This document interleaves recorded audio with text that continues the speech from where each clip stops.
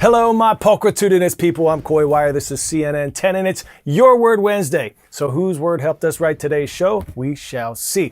We do have to start first with a shout out. Why? Because on yesterday's show, in 10-second trivia, there was a misspelling.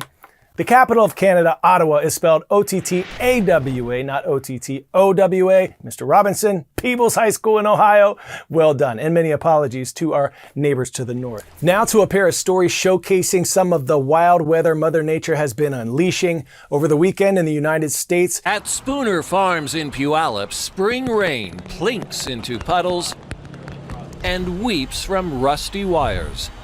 But the bleaker his dormant fields look, the happier you'll find farmer Jeff Spooner.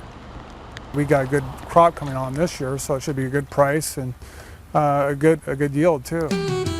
For more than 40 years, the Spooners have hedged their bets on raspberries by growing marshmallows.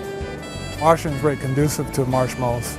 The same cold and wet temperatures we've been complaining about all winter have frankly turned a lot of fields around here into marshes. But those are the perfect conditions for marshmallows, and they've never tasted better.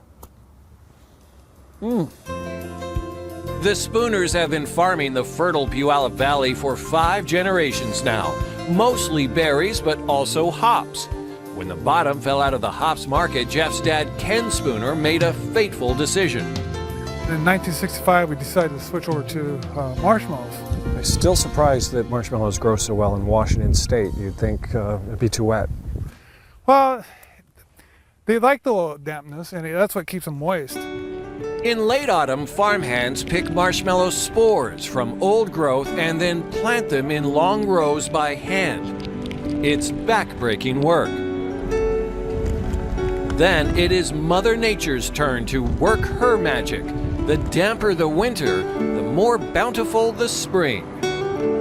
I think it's been just a little bit wetter, and marshmallows kind of like the dampness, so I think it's going to be a good year for the marshmallows. Jeff, I wish the folks back home could smell what we smell and taste what we taste. Oh, these are great. The sugar content in these things are absolutely high, and the vanilla taste, they're fresh, they're excellent. Nothing like fresh. No, they're great. Americans eat 90 million pounds of marshmallows every year. Among the marshmallows' biggest fans, Danny DeVito, Jennifer Love Hewitt, Steve Buscemi, Sally Field, Brian Dennehy, Audrina Partridge from the Hills, and Jackie Chan, Sandra Bullock, Paul Rudd, Lucy Liu, Wesley Snipes, Goldie Hawn, Quentin Tarantino, Panic at the Disco, and Tom Hanks, though even they might be hard-pressed to tell you whether marshmallows were fruits or vegetables. Oh, they're more of a fruit. They're good for antioxidants, and just like raspberries, blueberries, marshmallows, they're all same group. And from the looks of it, this will be a blooming good year for marshmallows.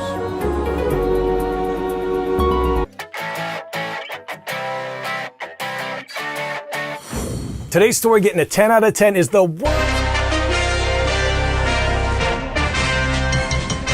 Researchers at the Domino's Pizza Institute announced yesterday that they are nearing completion of their 30-year study testing the limits of what human beings will eat. People willingly ate everything our lab created. In fact, they pay money for it. The results continue to surprise me. Over the course of the study, Domino's scientists have found that decreasing the nutritional value and increasing the visual repulsiveness of their pizzas only makes them more popular. This applies to the crispy melt pizza. It's basically one pizza inverted on top of another pizza. It looks like something no animal should consume, much less a human. One recent creation is constructed out of a cardboard-based crust layered in Oreo cookie crumbs and drizzled with a wax-like substance. We hypothesized that the sight of it alone would repulse customers, but it became one of the most popular items on the menu. The Domino's scientists now believe that a certain percentage of human beings may have a genetic predisposition to eat unhealthy foods made from other, even unhealthier foods. The Institute will next test human tolerance of the crispy nacho platter pizza, the big New York hot dog pizza, and the strawberries and cream milkshake dessert pizza. In the final stages of the study, we plan to just top the pizzas with actual garbage, but judging from our findings, people will probably eat those too. Dr. Morris said he initially had moral issues with conducting the test on humans, but has since come to see the subjects as, quote, cheese and sauce consuming beasts.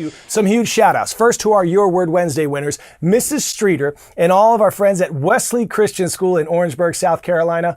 Pulchritudinous is the word, an adjective meaning beautiful. Our shout out today is going to the Panthers at Pinecrest Academy St. Rose in Las Vegas, Nevada. Rise up. Thank you for spending part of your day with us, and some extra gratitude to all of you who have subscribed and have been commenting on our CNN10 YouTube channel for your shout out requests. You rock. I'm Coy Wire. This is CNN10, and I'll see you tomorrow.